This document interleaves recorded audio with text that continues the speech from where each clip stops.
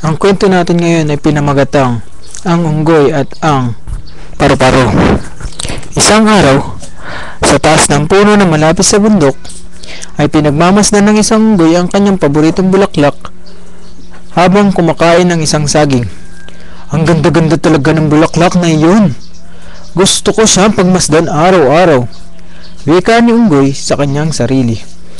Pagkatapos niya kumain, ay tinapon ng unggoy ang balat ng saging sa lupa at humiga sa kanyang sanga.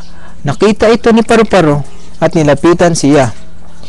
"Unggoy, napansin kong nahulog ang balat ng saging na iyong kinain sa lupa." At ang sabi nito, "Naku, sadya yan, Paru-Paro. Lagi kong tinatapon ang mga pinagkainan ko sa lupa," wika ni unggoy. "Kaya palang dami ng basura dito. Di mo dapat basta-basta lang tinatapon ang basura mo, unggoy. Maaari kang makapagdulot ng trahedya. Meron namang basura na malapit dito na doon mo lamang itapon," paliwanag ni Paru-Paro.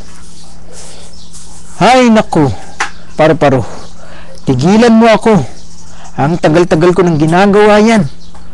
Wala namang nangyayaring masama," galit na sagot ni unggoy. "Umalis ka na. Sinisira mo ang araw ko." Dagdag pa nito, lumipad si Paru-Paro palayon ng walang imik.